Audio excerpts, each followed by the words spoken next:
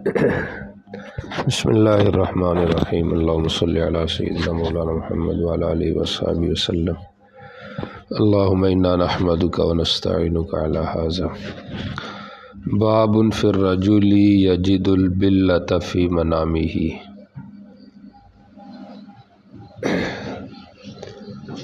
پہلے موجبات غسل میں سے جنابت کا بیان تھا اور اب احتلام کا بیان، جو کہ کثرت الوقوع جنابت کے حوالے سے متعلق بالجماع، اس لیے اس کو مقدم کیا، اور اس میں آپ کو بتایا تھا کہ جماع حقیقی، علاج حقیقی ہو یا حکمی ہو، ایک سال کی جو صورت تھی، یہ ہے احتلام کے حوالے سے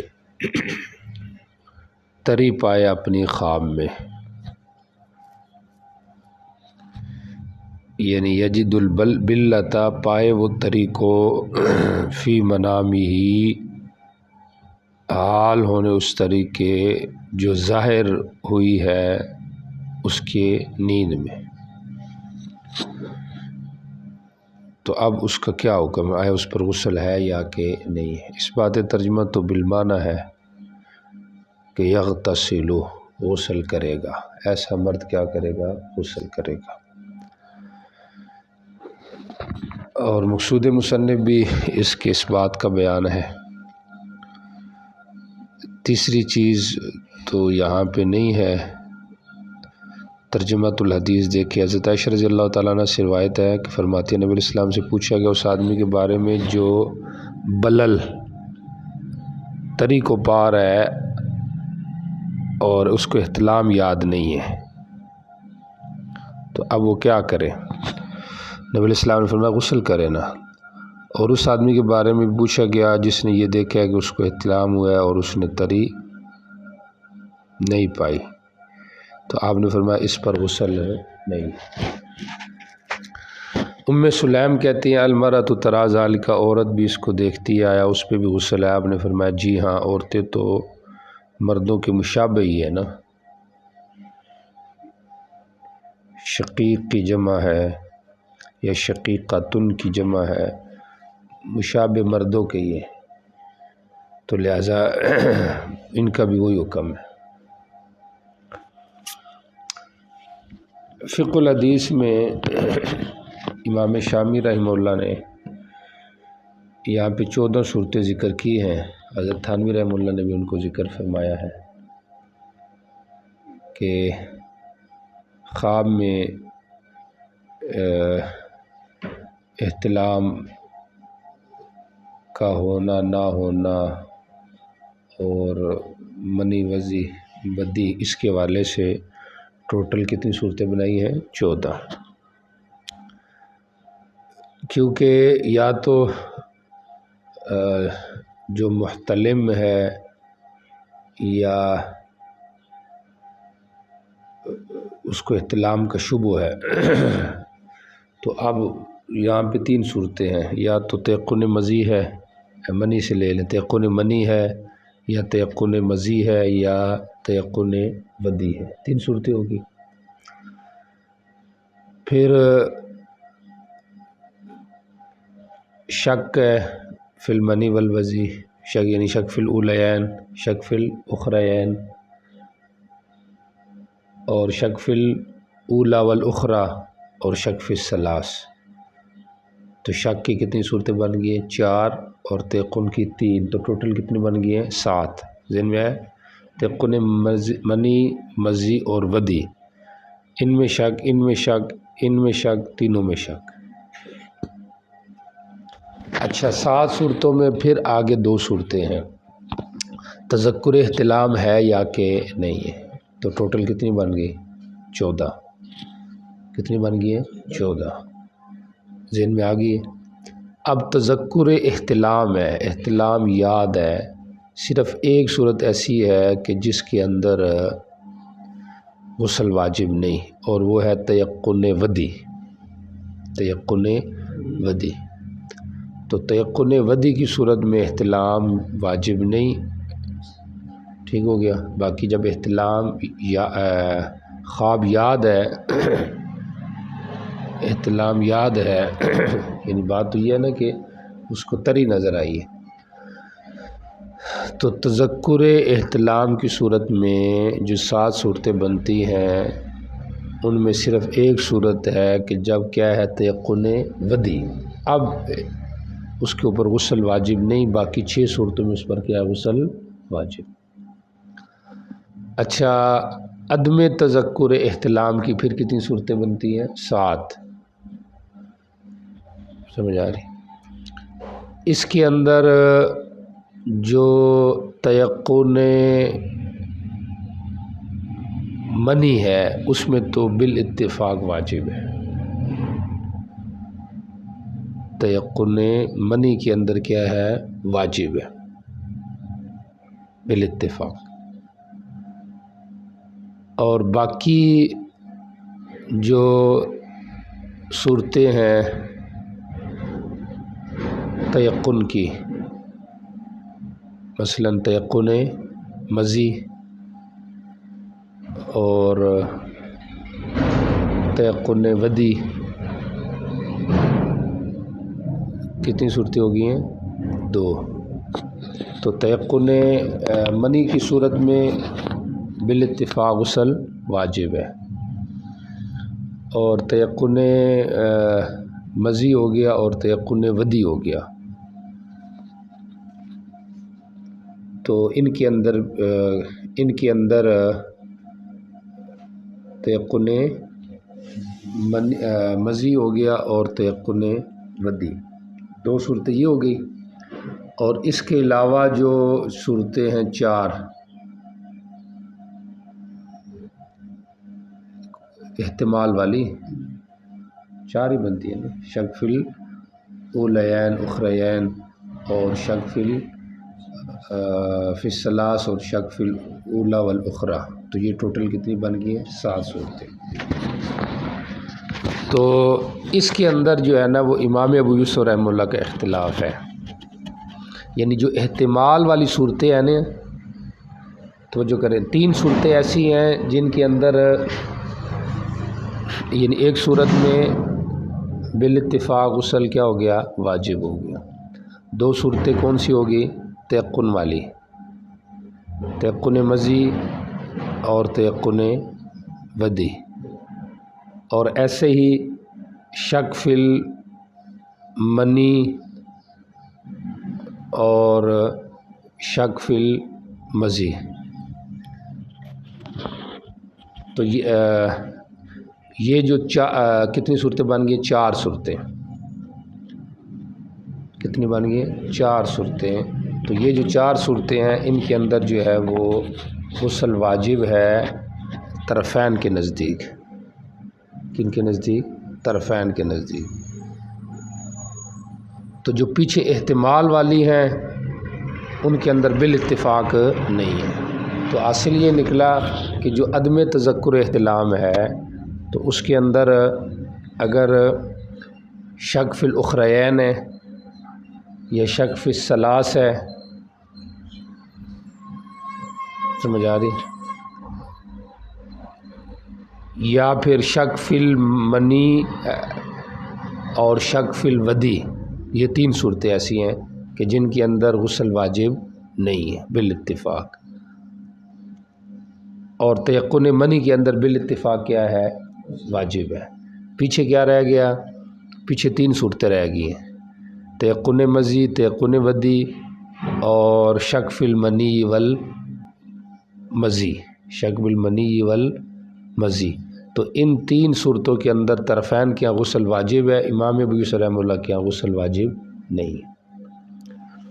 ٹھیک ہو گیا۔ عدم تذکر منی، عدم تذکر احتلام جو ہے اس کے اندر کتنی صورتیں ہیں؟ 7 صورتیں۔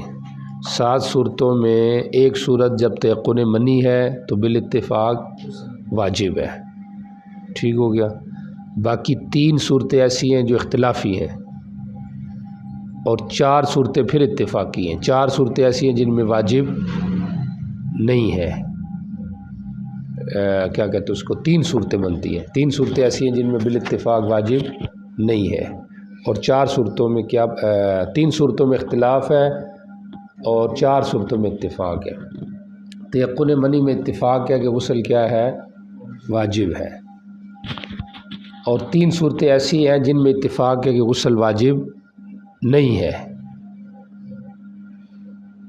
ان میں بھی اتفاق ہے کہ غسل واجب نہیں ہے.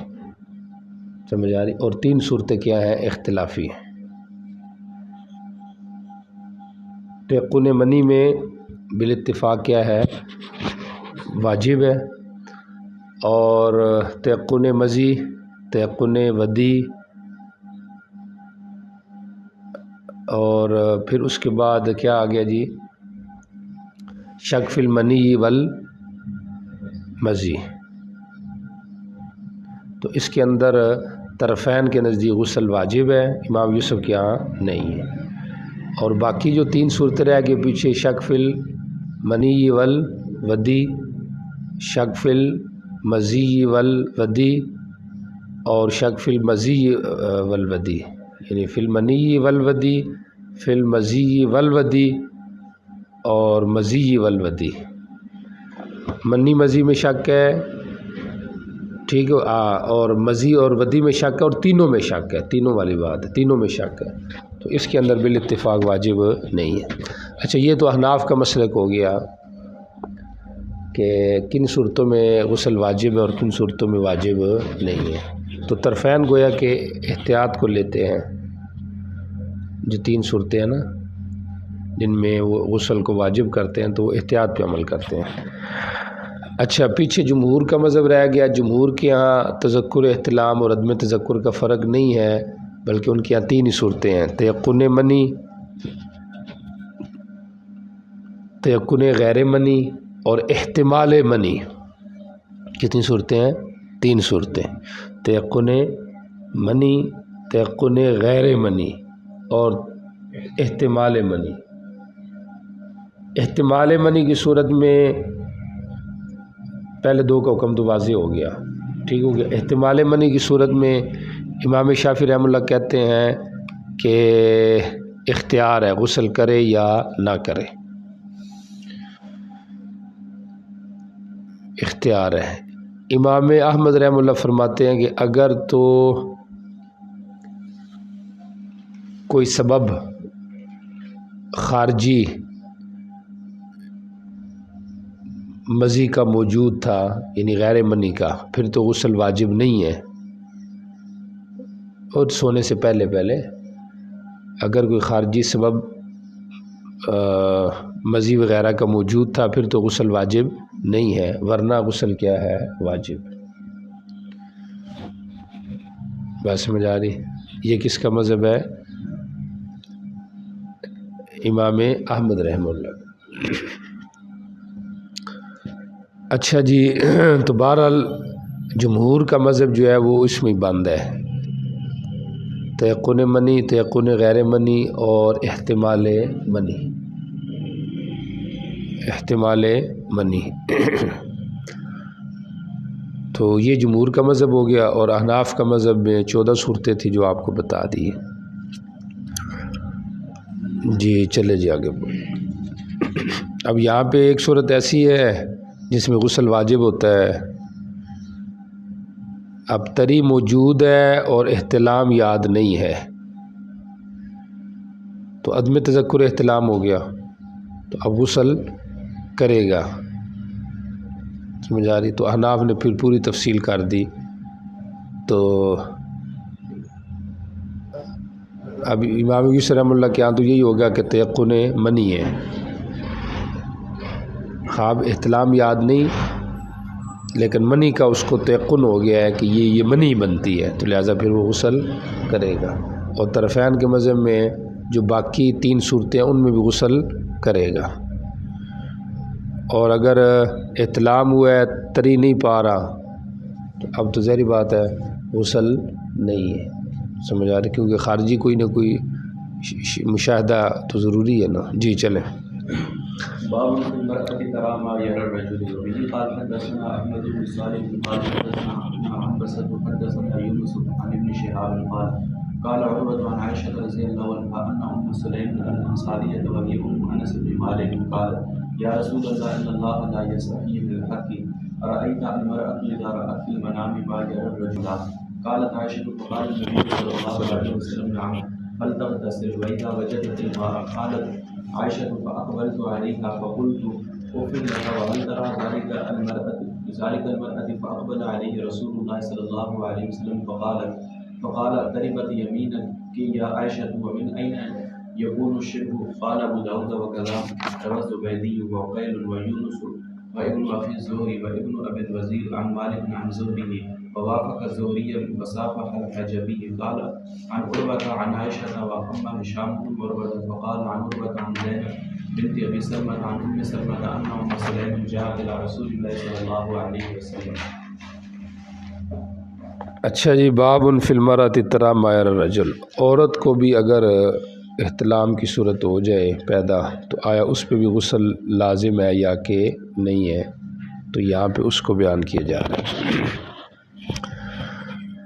اچھا جی، اس بات ترجمہ تو بالمعنی یہ ہے کہ اس پہ بھی غسل واجب ہے، مقصود مصنف بھی اسی کا اس بات ہے۔ ترجمۃ الحدیث میں دیکھیں، اصول حدیث کے حوالے سے یہ بات ہے کہ یہ جو روایت ہے یہ ابن شہاب زہری کی ہے، نظر آ رہا ہے، یونس عن ابن شہاب۔ مصنف آگے چل کے قال ابو داؤد، دیکھیں امام ابو داؤد کہتے ہیں زبیدی عقیل یونس ابن اخی الزہری ابن ابی الوزیر ان مالک، یہ ان مالک صرف لگ رہا ہے ابن ابی الوزیر کے ساتھ یعنی ابن ابی الوزیر بواسطہ مالک کے، اور باقی سارے ڈائریکٹ نقل کر رہے ہیں کس سے؟ زہری سے۔ تو مصنف نے یونس کے جو توابع ہیں، متابعات ہیں، متابعین، ان کو پیش کیا ہے، ٹھیک ہو گیا۔ وفافق الزہریہ، اور زہری کی موافقت کی ہے مصعب الحجبی نے۔ قال عن عروہ عن عائشہ، اس نے ان عروہ عن عائشہ کا ہے، تو گویا کہ زہری کے متابع بھی موجود ہے اور اس کے شاگردوں کے بھی متابعین کیا ہیں؟ موجود۔ اب یہ جو روایت ہے یہ تو ابن شہاب زہری کی ہے، آگے مصنف کہہ رہا ہے واما ہشام ابن عروہ، ہشام ابن عروہ جو ہے تو انہوں نے یہ روایت نقل کی ہے ان عروہ ان زینب بنت ابی سلمہ ان ام سلمہ ان ام سلیم جاءت الی رسول اللہ، کہ یہ واقعہ جو ہے وہ ام سلیم کے ساتھ حضرت زینب کا مکالمہ ہوا ہے، حضرت عائشہ کا نہیں ہوا۔ باقی اس کی جو تفصیل ہے وہ انشاءاللہ آ رہی ہے۔ مصنف کا مقصود قال ابو داؤد سے آگے واما ہشام سے، یہ روایت زہری کی ترجیح ہے روایت ہشام پر، یہ ترجیح دے رہا ہے کہ زہری کی روایت کو کیا ہے؟ ترجیح ہے روایت ہشام پر، کہ وہاں پہ جو بات کرنے والی تھی وہ حضرت عائشہ تھی، حضرت ام سلمہ نہیں تھی، ٹھیک ہو گیا یہ۔ اب ترجمہ دیکھیں، ام سلیم انصاریہ اور یہ حضرت انس بن مالک کی ماں ہے۔ اچھا جی، وہ کہتی ہے اللہ کے رسول اللہ تو حق بیان کرنے سے شرماتا نہیں ہے، آیا آپ بتائیں عورت کے بارے میں جب وہ خواب میں دیکھے جو مرد دیکھتا ہے آیا وہ غسل کرے گی یا نہیں؟ تو لا یستحی منا لا یترک من بیان الحق،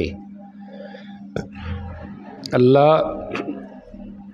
خود حق بیان کرنے سے کتراتا نہیں۔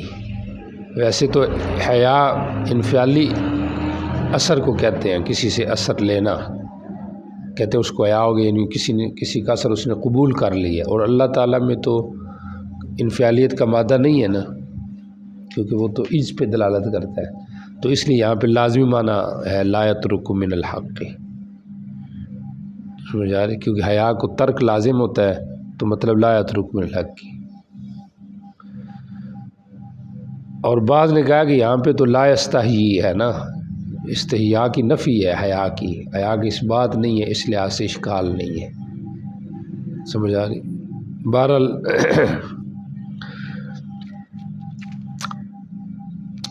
اور لا یستحی کا ایک اور معنی بھی ہو سکتا ہے کہ اللہ لوگوں سے حیا کا طالب نہیں ہے،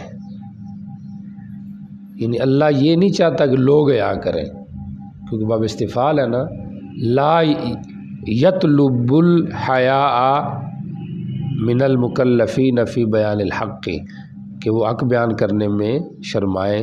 اللہ تعالیٰ نے یہ حکم نہیں دیا، اللہ نے تو یہ کہا کہ پوچھو، تو اس لیے میں پوچھ رہی ہوں۔ بات سمجھ آ رہی؟ بہرحال حضرت عائشہ رضی اللہ تعالیٰ عنہ کہتی ہیں نبی علیہ السلام نے فرمایا جی ہاں، وہ غسل کرے تو غسل کر جب تو پانی پائے۔ نبی علیہ السلام سمجھ گئے کہ اسی کو معاملہ ہوگا، تو حضرت عائشہ کہتی ہے فاقبلت علیہ، میں اس پہ متوجہ، میں نے کہا اف لکی، افن لکی، تیرا ستیہ ناس ہو۔ یہ انکار کے موقع پہ استعمال ہوتا ہے بطور ڈانٹ کے، اس کا حقیقی معنی مراد نہیں ہوتا کہ تباہی یا لعنت، وہ مراد نہیں ہے۔ اور کیا یہ عورت دیکھتی ہے؟ نبی علیہ السلام میرے اوپر متوجہ، آپ نے فرمایا تاربت یمینو کی، تیرا بھی دایا ہاتھ خاک آلودہ ہو، یعنی یہ بھی ڈانٹ کے طور پہ استعمال ہے۔ عائشہ کس وجہ سے پھر مشابہت ہوتی ہے؟ اشبہ یا شبہ، بچہ ماں یا باپ کے کیسے مشابہ ہو جاتا ہے؟ اگر عورت کو احتلام ہی نہیں ہوتا تو پھر اس کو مشابہت کیسے ہو جاتی ہے؟ مسلم شریف وغیرہ کی روایت سے یہ معلوم ہوتا ہے کہ اگر مرد کا نطفہ غالب ہو تو لڑکا مذکر پیدا ہوتا ہے، اور یہ اس کے نقش باپ پہ ہوتے ہیں، اور اگر عورت کا غالب ہو پانی تو پھر مشابہت عورت سے ہوتی ہے یا پھر لڑکی پیدا ہوتی ہے انشاءاللہ، یعنی جب اللہ کا امر ہو تو ٹھیک ہو گیا۔ اب عورت کا مادہ تولید جو ہے ہوتا بھی ہے کہ نہیں ہوتا؟ بعض فلاسفہ نے قدیم نے اس کا انکار کیا ہے۔ کوئی کہتا ہے کہ اس کے مادہ حیض میں ہی مادہ تولید ہے، کوئی الگ سے یہ پانی نہیں ہے، اور یعنی حیض کے اندر یہ خاصیت ہے۔ بہرحال راجی یہی ہے کہ نہیں، عورت کے لیے بھی ماں ثابت ہے جیسے کہ مرد کے لیے ہے، سمجھ آ رہی؟ تو چونکہ حدیث سے بھی اس کی دلیل موجود ہے تو اس لحاظ سے یہی راجی ہے، اور بعض کے جو فلاسفہ انہوں نے بھی اس کا کیا کیا ہے، اس بات کیا ہے۔ اچھا، اب یہاں پہ ایک سوال ہے کہ حضرت عائشہ نے کیسے کہہ دیا کہ حل تری ذلک المرأة، حالانکہ عورت ہے وہ خود، کیا عورت کو عورت کے مسائل کا پتہ نہیں ہے؟ اور پھر صرف یہی نہیں، حضرت زینب بنت ابی سلمہ جو ہے، زینب، انہوں نے بھی یہ کہا تھا دوسری روایت کی شام کی کہ کیا عورت یہ دیکھتی ہے؟ تو کیا ان کو نہیں پتہ تھا کہ عورت کو یہ معاملات ہوتے ہیں؟ تو اس کے مختلف جوابات دیے گئے ہیں۔ امام سیوطی نے فرمایا ممکن ہے کہ ازواج النبی اس سے پاک ہوں،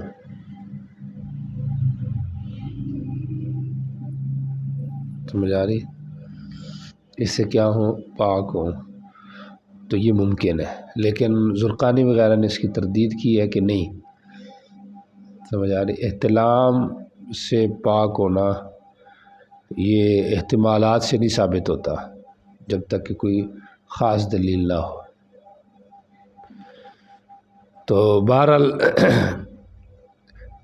حل تری ذلک المرأة کا جو انہوں نے سوال کیا ہے، تو اس کا جواب یہ ہو سکتا ہے واللہ عالم کہ یہ ان کا انکار بعلم ہی تھا، بعلم ہی، اپنے علم کی بنا پر تھا، سمجھ آ رہی؟ چونکہ احتلام کی بات ہے، احتلام میں کیا ہونا، عورت کا غسل والا ہونا، تو ام المومنین تو ویسے ہی نوعمری کی حالت میں کیا ہوا ہے، ان کا نکاح ہوا ہے، تو ان کو احتلام کی نوبت ہی نہ آئی ہو، سمجھ آ رہی؟ 6 سال کی عمر میں نکاح ہوا، 9 سال کی عمر میں رخصتی ہوئی، تو یہ موقع ہی نہیں آیا۔ اور پیچھے زینب رہ گئی، حضرت زینب بنت ابی سلمہ، بلکہ ام سلمہ، حضرت ام سلمہ جو ہے، تو ام سلمہ جو ہے ان کا یہ واقعۃ الفیل والے سال جو ہے نا پیدا ہوئی ہے، اور پھر ان کا نکاح ہوا حضرت ابو سلمہ سے، اور پھر انہوں نے 5 ہجری میں نبوت کے 5ویں سال، ہجری میں نہیں نبوت کے 5ویں سال انہوں نے پھر ہجرت بھی کی ابشا کی طرف۔ تو یہ ہجرت کے 5ویں سال، نبوت کے 5ویں سال اور ہجرت ابشا کا جو سال تھا، سمجھ آ رہی، اس وقت ان کی عمر 14 سال تھی۔ کتنا سال تھی؟ 14 سال میں یہ اپنے شوہر کے ساتھ ہجرت کر کے گئی ہیں ابشا کی طرف۔ تو گویا کہ ان کا جو نکاح بھی ہے وہ بھی کم عمری میں ہوا ہے، سمجھ آ رہی۔ تو چونکہ دونوں ازواج کی نکاح کم عمری میں ہوئی تھی تو ان کو احتلام والی یہ کیفیت ظاہری نہیں ہوئی تھی، تو اس لیے انہوں نے یہ سوال کیا حل تری ذالک المرأة، کیا عورت اس کو دیکھ سکتی ہے؟ تو آگے سے پھر نبی علیہ السلام نے جواب دیا۔ یہ بات ہوگی۔ اچھا، اب پھر یہ اگلی جو بات ہے تطبیق یا تعارض بین الروایتین کیا ہے کہ ام سلمہ نے اعتراض کیا، آگے سے بات کی فعل تری ذالک المرأة، یا پھر حضرت عائشہ رضی اللہ تعالیٰ عنہ نے، تو یہ بھی ایک آپس میں کیا ہے تعارض ہے دونوں روایتوں کا۔ اب اس میں بعض محدثین تو ترجیح کی طرف چلے گئے، جیسے امام ابو داؤد کہ حدیث عائشہ راجح ہے کیونکہ اس کے متابعین بھی موجود ہیں سند کے، لہذا اس کو ترجیح دی جائے گی۔ حدیث کس پر؟ ہشام بن عروہ پر، اور بات ٹھیک ہے بالکل، ترجیح کے لحاظ سے بھی اسی کو ترجیح ہے۔ اور بعض محدثین نے جیسا کہ نووی وغیرہ، سندھی وغیرہ، انہوں نے تطبیق بھی دی ہے۔ تطبیق امام نووی وغیرہ نے تو یہ دی ہے کہ ممکن ہے دونوں ادھر موجود ہو، دونوں نے یہ کہا ہو۔ اور امام حضرت سندھی نے جو تطبیق دی ہے وہ تھوڑی مشکل سی معلوم ہوتی ہے کہ ام سلیم نے ایک دفعہ پوچھا، پھر ان کو نسیان طاری ہو گیا ہوگا، دوبارہ پھر پوچھنے آ گئی، سمجھ آ رہے کہ نہیں آ رہے؟ تو انہوں نے یہ تطبیق دی ہے۔ بہرحال ازواج دونوں حدیثیں اپنی جگہ پر درست ہیں، اور ترجیح جو ہے وہ حضرت عائشہ رضی اللہ تعالیٰ عنہ کی روایت کو ہے۔ بات سمجھ آ رہی ہے؟ چونکہ یہ مختلف سندوں سے بھی نقل ہے، پیچھے جو حدیث گزری حدیث عائشہ تو وہ بھی اس پر شاہد ہے، چونکہ وہاں پہ حضرت عائشہ سے قاسم نقل کر ہے، اور اس کے اندر بھی یہ ہے کہ ام سلیم نے یہ بات کی تری ذالک علیہ غسل، تو مطلب ام سلیم کے سوال کے وقت وہاں پہ حضرت عائشہ موجود تھی۔ جی چلیں آگے چلے جی۔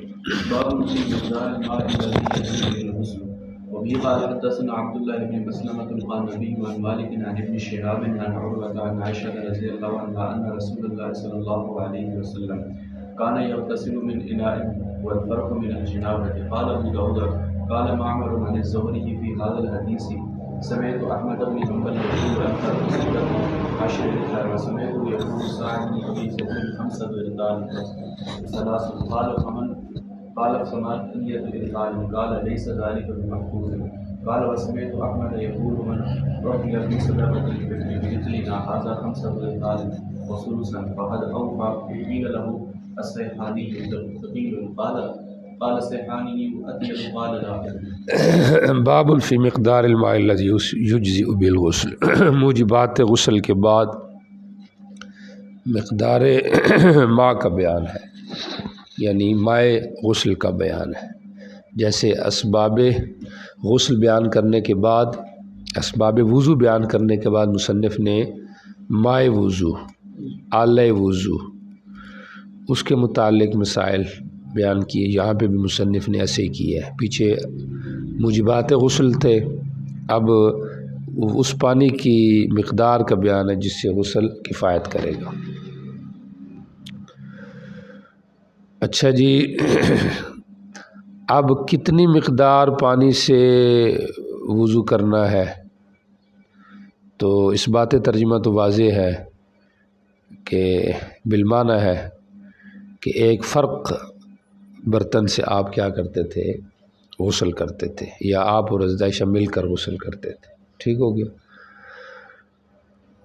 اور مقصود مصنف تائید لمذہب الجمہور ہے، تائید لمذہب الجمہور ہے۔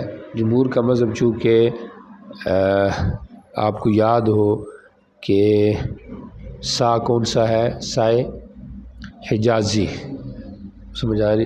اس کی ترجیح وہاں پہ بھی مصنف نے دی ہے اور یہاں پہ بھی اسی کی ترجیح ہے کہ وہ حجازی اعتبار سے انسان کو غسل کرنا چاہیے، پانی کے اعتبار سے، پانی میں، سمجھ آ رہی؟ تو حجازی جو سا ہے اس کا استعمال غسل میں ہو مقدار کے حوالے سے، تو یہ تائید کہہ رہے ہیں مصنف جمہور کی۔ اچھا جی آگے دیکھیں کہ قال ابو داؤد، تو جو ہے آپ کی پہلا جو قال ابو داؤد ہے اس کو دیکھیں ذرا۔ قال معمر عن زہری فی هذا الحدیث، معمر نے زہری سے نقل کیا اس حدیث میں، پیچھے مالک عن زہری تھا عن ابن شہاب۔ قالت كنت اغتسل وانا رسول اللہ صلی اللہ علیہ وسلم من اناء واحد فی قدر الفرق، کہ میں اور نبی علیہ السلام مل کے غسل کرتے ایک برتن سے جو فرق کی مقدار ہوتا۔ پچھلی جو روایت تھی اس کے اندر کیا تھا کہ اکیلے نبی علیہ السلام ایسے برتن سے غسل کرتے جو ایک فرق کی مقدار تھا، ادھر دونوں کا اکٹھے ذکر ہے۔ بہرحال امام ابو داؤد کہتے ہیں کہ ابن عیینہ نے بھی مالک کی حدیث کی طرح نقل کیا ہے، اور وہ حدیث کیا ہے، یعنی یہاں پہ گویا کہ مطابق پیش کر دیا ہے کہ خود اکیلے نبی علیہ السلام کے غسل کا بیان ہے۔ بہرحال کبھی آپ اکیلے کر لیتے ہوں گے اس برتن سے غسل، اور کبھی دونوں مل کے کر لیتے ہوں گے۔ اگلا قال ابو داؤد دیکھیں، امام ابو داؤد کہتے ہیں میں نے احمد بن حنبل سے سنا، وہ کہہ رہے تھے کہ فرق 16 رتلوں کا ہوتا ہے، اور میں نے ان سے سنا وہ کہہ رہے تھے ابن ابی ذئب کا جو سا ہے وہ 5.25 رتلوں کا ہے، اور پھر امام کہتے تھے جس نے کہا 8 رتلوں کا ہے تو یہ لیسا بھی محفوظ، یہ محفوظ بات نہیں ہے، سمجھ آ رہی، درست نہیں ہے۔ اور پھر امام ابو داؤد کہتے ہیں میں نے احمد سے سنا وہ کہہ رہے تھے کہ جو آدمی صدقۃ الفطر میں ہمارے اس رتل کی مقدار دے نا جو کہ 5.25 رتل ہے تو فقط اوفا، اس نے بہت دے دیا، اوفا اس نے پورا دے دیا، سمجھ آ رہی؟ تو وہی ترجیح دے رہا ہے کہ مقدار غسل میں سائے حجازی کا اعتبار۔ قیل لہ، اس سے کہا گیا امام احمد سے، السیحانی ثقیل، کہ سیحانی جو کھجوریں ہیں وہ تو ثقیل ہیں، وہ تو رتل کے اندر سا کے اندر، سمجھ آ رہی، وزن کے لحاظ سے کیا کہتے ہیں، پیمائش کے لحاظ سے کم ہوں گی، بھاری ہے، ثقیل کا معنی یعنی سیحانی جو کھجوریں ہیں وہ وزن کے لحاظ سے وزنی ہیں اور حجم کے لحاظ سے قلیل ہیں، تو اب جب ان کو ڈالا جائے گا سا کے اندر تو سا بھرے گا نہیں، اور وزن کے لحاظ سے 5.25 رتل پورے ہو جائیں گے، اور سا کی ظاہری جو اندازہ ہے وہ کیا ہوگا، کم ہوگا۔ السیحانی ثقیل سمجھ آیا، یعنی یہ وزنی چیز ہے، اور ٹھوس چیز آپ کو پتہ ہے حجم میں کم ہوتی ہے، تو سیحانی ثقیل اور کچھ زیادہ وزنی ہے بنسبت عام کھجوروں کے، تو صدقۃ الفطر میں اس کا بھی پورا سا دینا ہے یا اس کے وزن کا اعتبار کر کے جو ہے نا وہ صدقۃ الفطر ادا کرنا ہے، سمجھ آ رہی ہے؟ یہ بات سمجھ آئی؟ سیحانی کیا ہے، ثقیل ہے، تو جب ثقیل چیز ہے تو اس کا حجم کم ہوگا، تو اگر اس سے ہم کیا کریں گے، صدقۃ الفطر کی پیمائش کریں گے عام کھجوروں کی بنسبت برابر، تو پھر یہ کیا آئیں گے، زیادہ آئیں گے، اور اگر وزن کے اعتبار سے کریں پیمائش تو پھر تو ان کا حجم کم ہوگا، وہ جو نصف سا ہے یا جو سا ہے، چونکہ عام کھجوروں سے تو سا ہی دینا ہے، تو سا جو ہے وہ تو پورا بھرے گا نہیں۔ تو امام نے آگے سے کہا السیحانی اطیب، سیحانی جو ہے یہ عمدہ کھجور ہے، سیحانی کیا ہے، عمدہ کھجور ہے، قیمت کے لحاظ سے توجہ کرے، اب اس کی 2-3 توجیہ ہیں۔ سیحانی قیمت کے لحاظ سے اطیب ہے، یعنی حجم اگرچہ وہ کیا لے رہی ہے، کم لے رہی ہے، لیکن اس کی قیمت عمدہ ہونے کے لحاظ سے وہ کتنی ہے، کم قیمت والی ہے یا زیادہ قیمت والی ہے؟ تو امام کے پوچھنے کا مقصد یہ تھا کہ اگر تو وہ کم قیمت والی ہے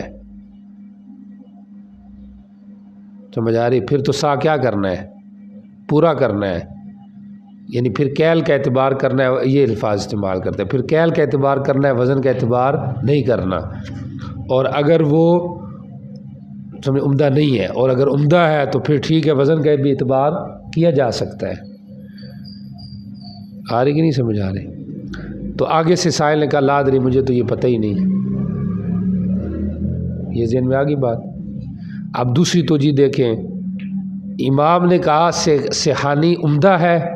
اب جب امام نے یہ کہا نا تو امام کے ذہن میں فوراً ہی اس کے بعد بات آئی کہ اس سے عمدہ اور غیر عمدہ ہونے کا تو کوئی چکر ہی نہیں ہے، سوال اس کا اور ہے تو میں اور پوچھ رہا ہوں۔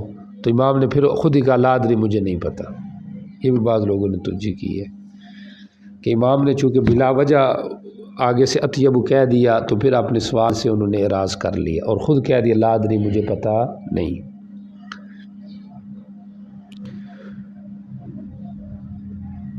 بات سمجھ آ رہی؟ اچھا جی،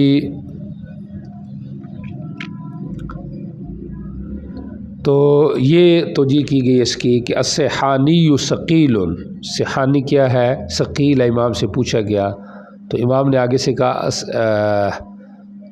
اس بندے نے آگے سے کہا، قالا کی ضمیر دونوں کی طرف لوٹائے گی ہے، قالا، اسی قالا کی ضمیر اس بندے کی طرف ہے۔ اس نے کہا السیحانی اطیب، سیحانی کیا ہے؟ اطیب ہے۔ تو اس نے آگے سے کہا لا ادری، مجھے پتہ نہیں ہے، یا امام نے خود آگے سے کہا لا ادری، مجھے پتہ نہیں ہے۔ تو بہرحال یہ اس کی توجیہ کی گئی ہے کہ اس کا یہ مطلب ہے۔ اچھا جی، اب آ جائیں پیچھے، حدیث کی ترجمہ تو ہو گیا ہے۔ حضرت عائشہ رضی اللہ تعالیٰ سے روایت، نبی علیہ السلام غسل کرتے تھے ایک برتن سے جو کہ فرق کی مقدار ہوتا تھا جنابت سے۔ مقدار ما فی الغسل،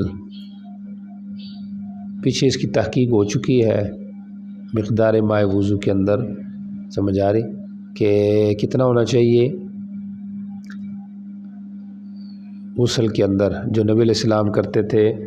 ایک مد پانی سے آپ کیا کرتے تھے؟ وضو کرتے تھے، اور 4 مد سے آپ کیا کرتے تھے؟ غسل کرتے تھے، اور 4 مد کتنا بنتا ہے؟ 1 سا۔ اب 1 سا کی کیا مقدار ہے؟ ہمارے ہاں 8 رطل، اور جمہور کے 5.25 رطل۔ جمہور کے دلائل میں ایک وہ امام ابو یوسف رحمہ اللہ کا واقعہ کہ انہوں نے تحقیق کی تو 50 بندے آ گئے، انہوں نے کہا جی یہ رطل ہے، یہ رطل ہے۔ تو ہم نے اس کے جواب یہ دیا تھا کہ انہوں نے پیمائش استار کے ساتھ کی تھی، اور استار بھی حجازی تھے جن کی پیمائش جو ہے وہ زیادہ ہے، یعنی اگر 20 استار ہوں حجازی تو عام جو استار ہیں ان کے وہ 30 کے برابر بنتا ہے۔ ایک یہ بھی ہم نے اس کا جواب دیا تھا، تو معال ایک ہی بنایا تھا ہم نے۔ اور دوسرا جواب یہ بھی دیا تھا کہ یہ روایت ضعیف ہے، امام محمد نے کسی کتاب میں بھی اس واقعے کو نہیں ذکر کیا، نہ اشارہ کیا۔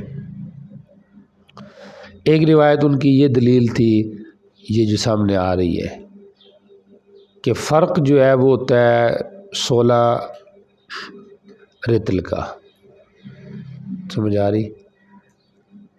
اور دونوں ایک فرق میں اتنی مقدار ہے، اور نبی علیہ السلام اور حضرت عائشہ نے مل کر کتنے سے غسل کیا ہے؟ 16 رطلوں سے۔ کتنوں سے کیا ہے؟ 16 رطلوں سے۔ اور ساتھ یہ بھی ہے کہ ایک فرق کے اندر 3 سا آتے ہیں، ایک فرق میں کتنے آتے ہیں؟ 3 سا۔ تو جب ایک فرق میں 3 سا آتے ہیں تو 16 رطلوں کو 3 میں جب ہم تقسیم کریں گے تو 8 رطل بنتا ہے 1.5 سا کا۔ تو 8 رطل 1.5 سا کا تب بھی بنے گا جب 1 سا کتنا ہو؟ 5.25 رطل کا۔ تو اس سے انہوں نے استدلال کیا تھا حدیث عائشہ سے، سمجھ آ رہی؟ تو ہم نے وہاں پہ جواب دیا تھا کہ بھئی یہ روایت مبہم ہے، واضح نہیں ہے کہ یہ برتن بھرا ہوا ہوتا تھا، کم ہوتا تھا، سمجھ آ رہی؟ تو اس سے استدلال ٹھیک نہیں ہے کہ وہ واقعتاً اتنے سے ہی غسل کرتے تھے۔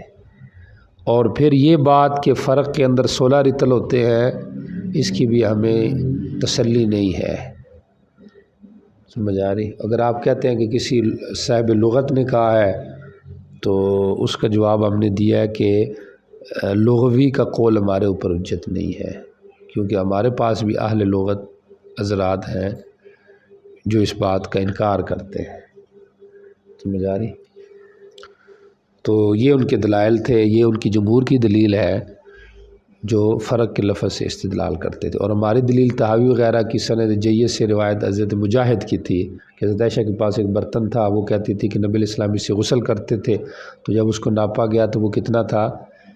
1 سا یعنی 8 رتل تھا، سمجھ آ رہی؟ ایسے حضرت انس سے بھی روایت ہے، تو گو کہ تعدد ان میں ذوف بھی ہے بعض جگہوں میں، لیکن تعدد طرق سے ان کا جبیرہ ہو جاتا ہے۔ اور پھر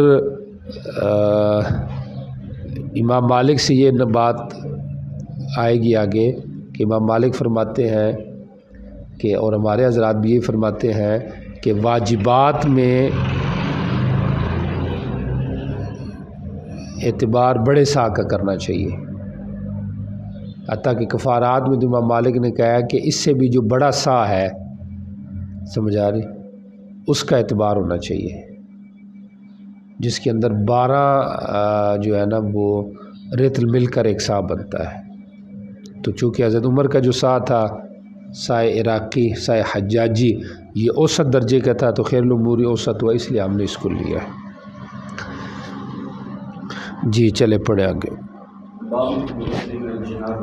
قال حدثنا عبد الله بن محمد بن الزبيري قال حدثنا زهير قال حدثنا ابو اسحاق قال حدثني سليمان بن سعيد عن زبير بن محمد انه ذكر عند رسول الله صلى الله عليه وسلم غسل من الجنابه، فقال رسول الله صلى الله عليه وسلم اما انا فاغيث على راسي 3 واشار بيديه كلتيهما. وبه قال حدثنا محمد بن مسنى قال حدثنا ابو عاصم عن حمزه عن القاسم بن عائشه رضي الله عنها قالت كان رسول الله صلى الله عليه وسلم اذا اغتسل من الجنابه دعا بشيء نحو الانقلاب فاخذ بكفيه فبدا بشق راسه الايمن ثم الايسر ثم اخذ بكفيه فقال بهما على راسه. وبه قال حدثنا يعقوب. اچھا جی، باب فی الغسل من الجنابۃ۔